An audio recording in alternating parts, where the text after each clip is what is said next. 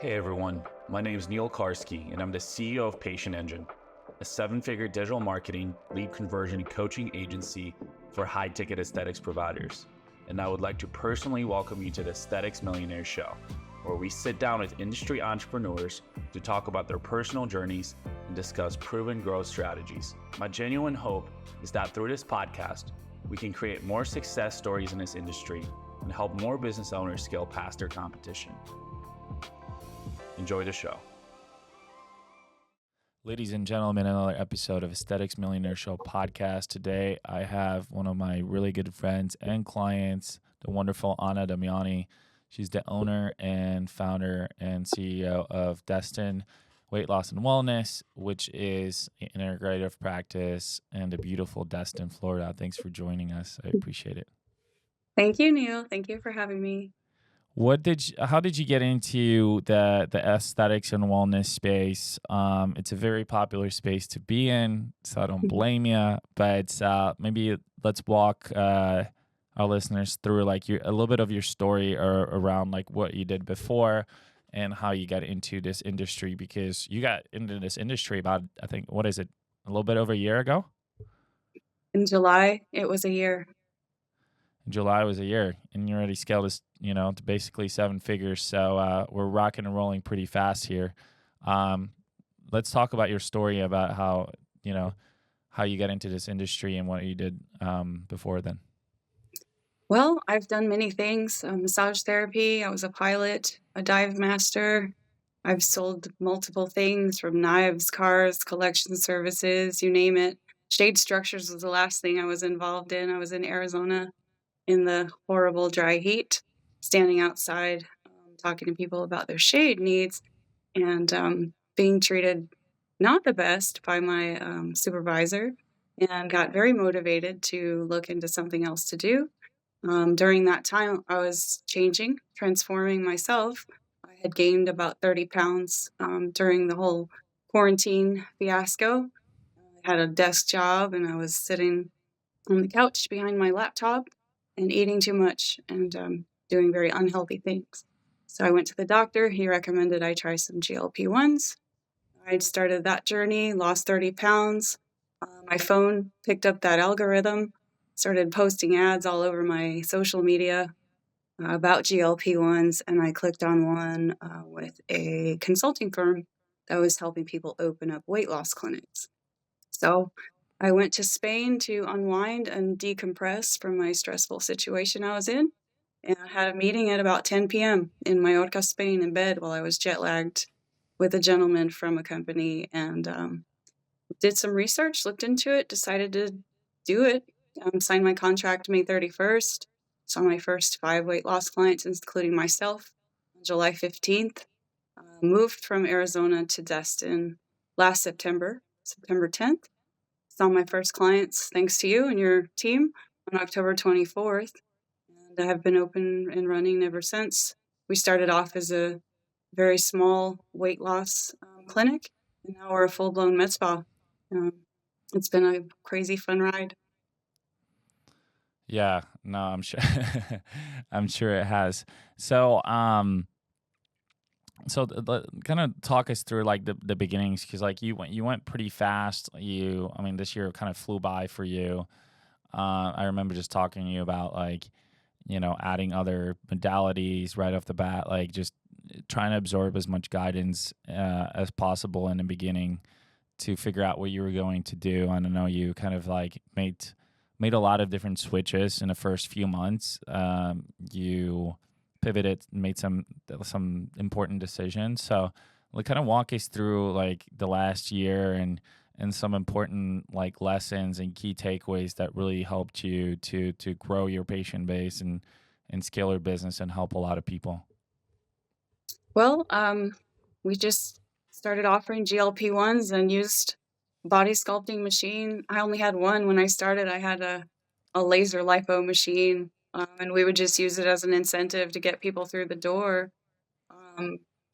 And then you and your team encouraged me to pick up some more body sculpting machines. We were doing about, I think, our first good month, and when we started out with you, we hit about 30,000 in gross sales, and I was super excited. Um, and then we added more machines and more machines, and all my rooms are full of them now. And now we're doing over $100,000 a month. But since then we've added body sculpting, facials, microneedling, radio frequency microneedling. We're doing platelet-rich plasma injections for hair regrowth and skin rejuvenation. We're starting with IVs, just a plethora of services, hydrofacials.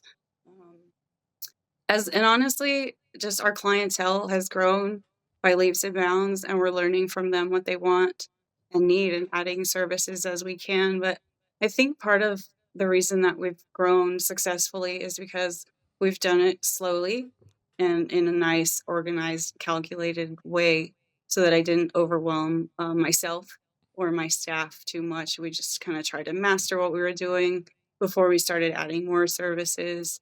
Um, but we went quickly. I think the January we did 30,000, February we did over 50, March we jumped up to 89, and then we've just been hitting over 100,000 every month. At the end of this month, today, One would argue that what you said is not correct because you said that we've been doing things pretty slowly. I would argue that you went pretty fast. Because like hitting seven figures in your first year is like it's pretty tough, right? Like it doesn't usually happen unless you are actually going fast because you're adding a lot.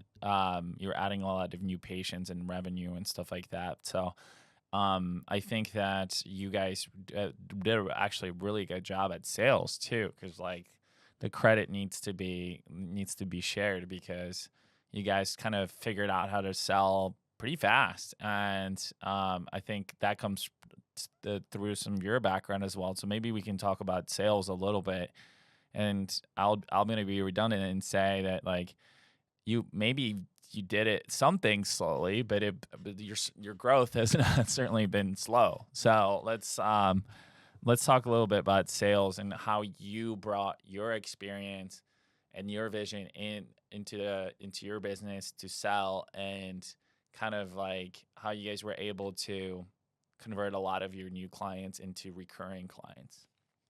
hugs, smiles, personal relationships. Selling anything really is all about people being reliable and trustworthy, following through on your promises, and making people feel valued and cared for. I just had a client come in today who told me a horrible story about her experience with another med spa, where they made her feel really bad about herself and told her that she needed a lot of work done to her face and neck and body. And she really just went in there for a few things. And she said she walked out of there feeling horrible. We like to make people feel uplifted and supported and good about themselves. So people come in here and we make friends with them. And that's what she said to me today. She said, I left your place a few weeks ago feeling like I had made a friend. And you made me feel so comfortable and warm and welcome. And that's really the key to selling anything. It's not about selling. It's just about providing something that people already want, but giving them a nice environment, a caring and warm place to do it. I like that. I like what you said. It's giving people something that they already want. I like that. That's a very smooth way of saying selling. Okay. So giving people what they want, but I mean, so you said we make them feel welcome. We make them feel like family. We make them feel appreciated. Make sure we have a really good environment. What else? What are some of the other like ways you guys help your clients? Almost most of my staff started out here as clients. So they have their own personal stories that they share with our family, and including me. We've all been through our own personal experiences involving weight loss and aesthetics and self-care. So we share that with them. We make it relatable. We also make sure to be knowledgeable so that we can answer all their questions and teach them about what it is that we're doing in here. We avoid many of the typical sales approaches in here. I don't like to tell people, well, this opportunity is only available for you today, or I have to ask my manager if we can extend this deal for you. I don't like that as a client. I don't like it. I can see right through it. So we don't do it here. We just offer genuine guidance, and um, it seems to work really well. People respond well to it, and I understand there's a place for those types of sales techniques, but not in my spa. What is your conversion rate? I don't know. Um, I have I'm very busy, so I don't spend a lot of time counting those sort of things. I don't know. I can't lie. I don't know, but I could probably pull it all up Well, it must in be my high. booking It must be system. high. It's good enough. It's great. We see the people, they come in for one appointment, maybe they come in for weight loss, and then they're getting Botox and they're getting microneedling, and they're just coming back. I hear from people that they come here because this is their only social outlet sometimes. Wow, that's powerful.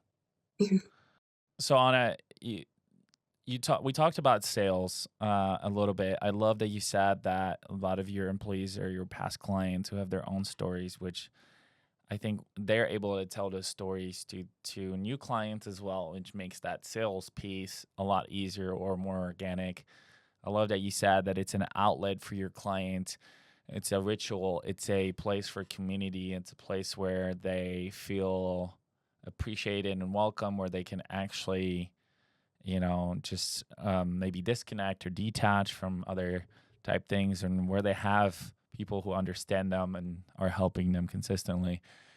Besides that, what else do you guys do? It seems like cross selling is a big piece, or has been a big piece of your growth. So, how else do you guys kind of pitch some of your other services to get people exposed to them? Um, Social media is very powerful for us for marketing, of course, with you. Also, I have a great social media manager, and we post a lot of fun videos. We're starring in them and being ridiculous, but people comment on them all the time. They come in, oh, we love your videos. You're so funny, and it makes us relatable. We're not just advertising all the time. We're showing them that we're people. But also in the lobby, we have a big TV right behind the front desk, and we have a very good slideshow running all day with before and afters, with specials, with informational slides talking about all the different services we have. When people check in, we don't take them back to a room right away, even if we're ready for them, so that they can sit in the lobby and watch the slideshow. We also have a really nice, like, leather-bound menu that we hand them while they're sitting there to review, so that they can become familiar with all the different services we have. Um, we try to mention it as well. They come in for Botox, but then they end up talking about weight loss. We had a lady come in for microneedling today, and she did a weight loss consult just on the spur of the moment there. And so just making people aware of all the different things that you do, and not in an aggressive way, but just you can't help but stare at a TV. So having the slideshow in the front lobby has really helped us a lot. I just added that a couple months ago. Everyone stares at it while they sit and wait for us. So it's cute. It's funny. There's pictures of our team. There's pictures of our clients that we've taken with us in between all the informational slides, so it keeps their attention. I think that's been a big help recently. Yeah, I mean, I think you guys do a good job of just the like the humor, adding the humor element to your social media, which makes sense because it makes it a lot more engaging because there's so much stuff out there, so they're more unique and relative. Like, the more you can relate to your target audience as well, and then just I guess for you guys, you've done a good job of building like a good, loyal client fan base that's like that actually engages, because that's, believe it or not, it's less common than you think, for the most part. So I think engaging content is important. Obviously, I think if I had to summarize your journey, it would be like you invest a lot in paid ads. We all know that. You're not afraid to spend. You're very aggressive, and that's an awesome testament to you for knowing like, hey, like these guys can deliver. we're going to take these newbies and turn them into lifelong patients. So that's been a huge piece for you, that you guys do actually do a good job of converting people. You invest in, you guys do content obviously on your social media, which is great. And so you're able to reach a wider audience more than just your followers. And then you invest in SEO as well. So what other things have you done? I mean, I would say those would probably have been your main pillars of being able to generate such fast growth. Anything else I'm missing? We just did a women's expo over the weekend, set up a table and met a bunch of people, gave out little gifts. But honestly, the social media and SEO, Google work has been the foundation of our growth. I don't do any other advertising at this point. I've thought about it here and there, maybe just throwing in some radio ads, but I haven't really needed to so far. So I haven't taken that jump. But I just think that this is a nice town we're in. The word of mouth is spreading very quickly. We have a lot of referrals, and that's really important. We always ask people to tell their friends, give them, a little incentives to put 5-star Google reviews up for us, share our content on their social media. The other part that we've been doing is asking people while they're here to invite their friends to follow us on social media and offer them a little incentive to do that as well. Yeah, I think a lot of people are afraid to ask. So I think it's important that you do ask, right? And you ask and incentivize, right? It's reciprocity. Like, hey, follow us on social media, we'll give you this. Do a Google review, we'll give you a little gift card. Bring a friend, we'll give you another gift card. So you're always obviously just incentivizing your patients to grow that sphere of influence, which is great. So it's kind of just been snowballing. So you started with weight loss, you added body sculpting, then you added facial aesthetics, which is a lot of stuff. To I think to put together in a year. What is we talked about like another location. What is next for you in year 2? Well, there's a lot in the works. Looking at shifting towards doing more medical centered type of procedures, blood filtering and platelet-rich plasma injections. We're already starting to do that. And I'd like to bring in some stem cell therapy, and then also some pain management therapies. I'm working with a group, hopefully on something really exciting that I'll tell you about later. So. I mean, ideally, everybody's got everybody's got a goal in place, I think. And where would you like to see yourself in the next 3 years? Retired. Okay. Well, there's nothing more to say. I want you to call me, and I want to be the one saying, "Oh, I'm in Spain right now on the beach." I don't think you could be retired, personally. I think you're a creator. That's the problem. I think for me, the big thing is just winning and growing, and those are the big things. I think money's a byproduct of that. Or in some ways a direct outcome of that. But yeah, I don't think you could sit still. So as far as like some like key lessons, because I know a lot of entrepreneurs listen to this podcast. They're the ones that do, I feel like, want to learn and want to grow and want to represent our industry in the best light possible. Like, what are some key lessons that we talked around a few, but I just want you to kind of highlight some of the key lessons that helped you really just hone in and make sure like you are picking the right services, picking the right staff, picking the right partners to help you grow. And because I mean, like obviously your growth has been great. A lot of people struggle to even pay their bills year one, but you've been able to become profitable, which is great. So, um, let's dive into that. What do you got for our fellow entrepreneurs in this space? Um, just, I have only interviewed one of my employees. I got one person from Indeed, and that was my nurse practitioner.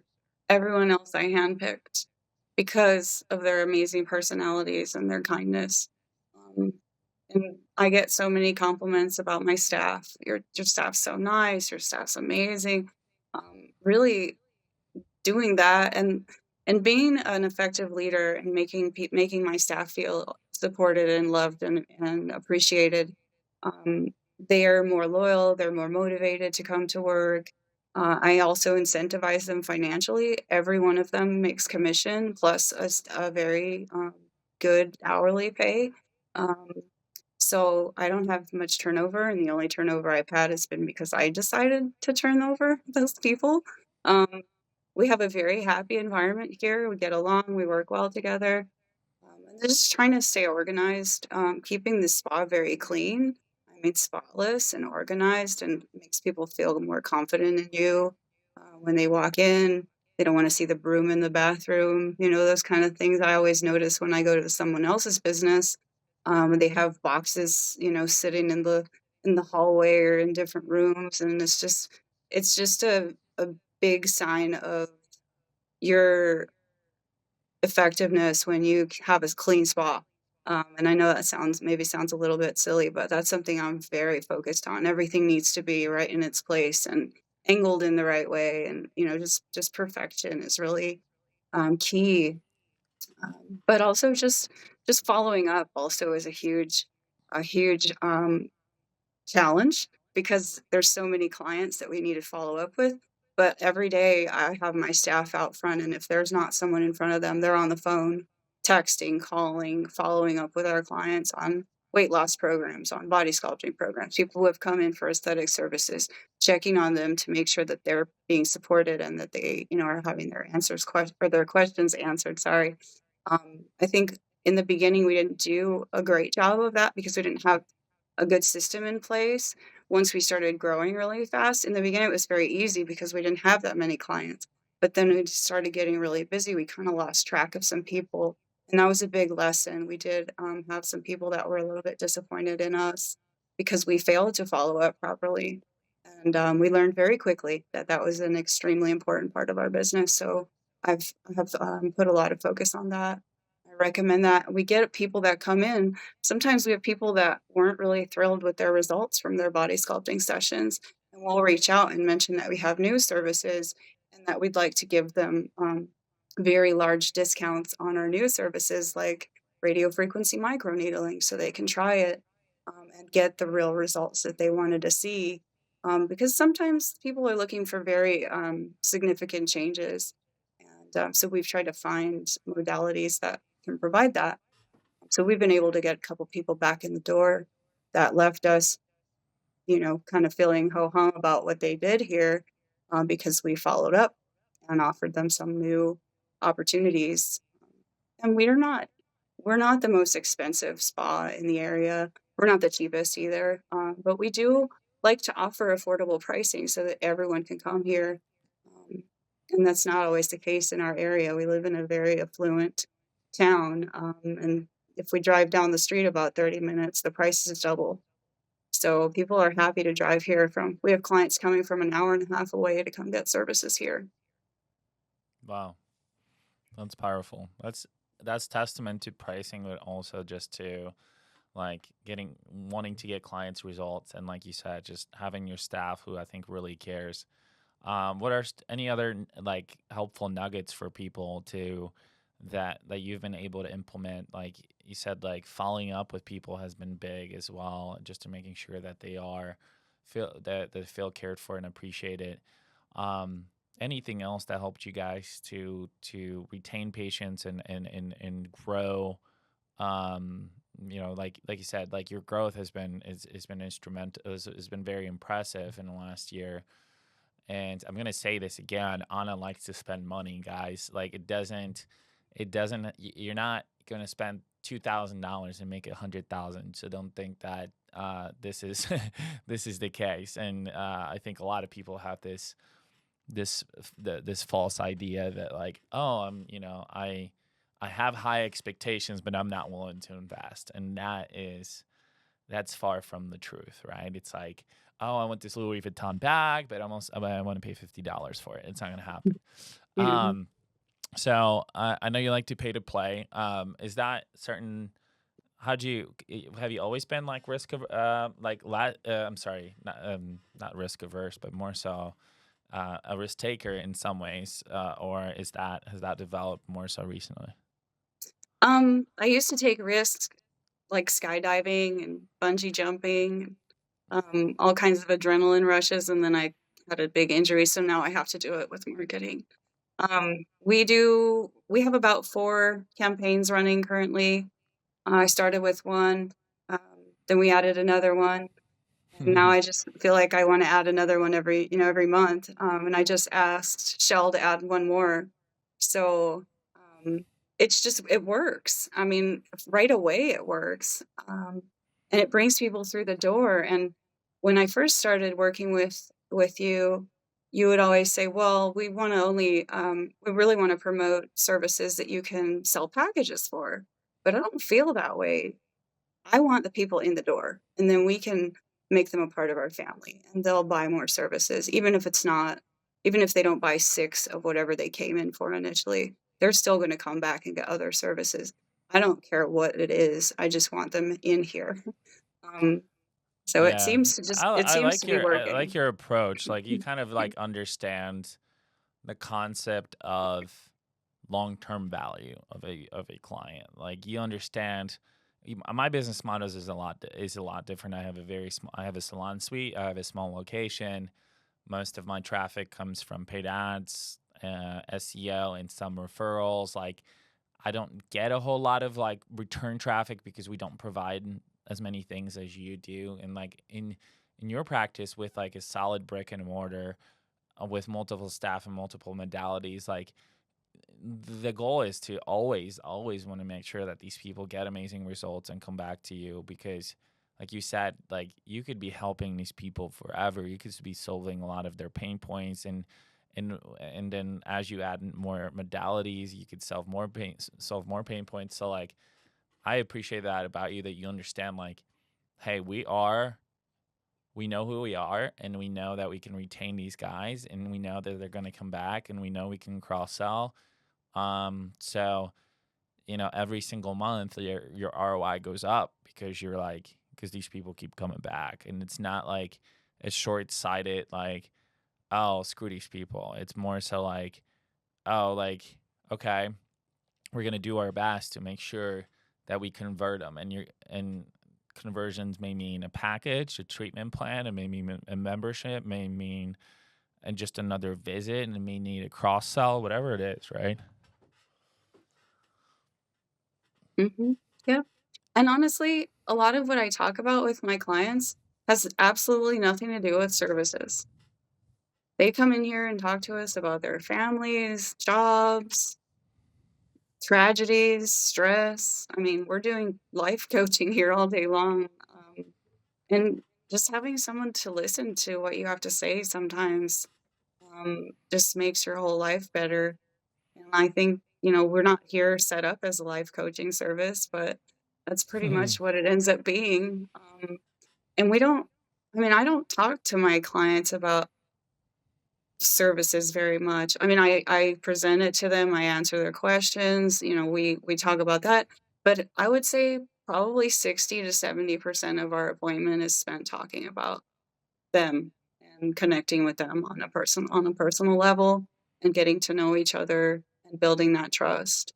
And then I don't have to say things like, "Oh, well, if you get this package today, then I can give you $50 off." That they don't care about that so much anymore at that point because they've found a place to feel better and look better. And it's a long-term investment. And if they can't afford a package, I don't care. I want them to come back in. Sometimes people come in for services they can't really afford, and we do everything we can to get it to them anyway.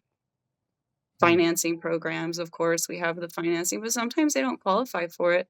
So I'll do in-house financing. I let them pay as they go. I let them buy GLP-1s by the unit. They can just pay for each shot. I just want people to feel like they can get services no matter who they are. And that helps a lot. And even those people are my biggest referral base sometimes.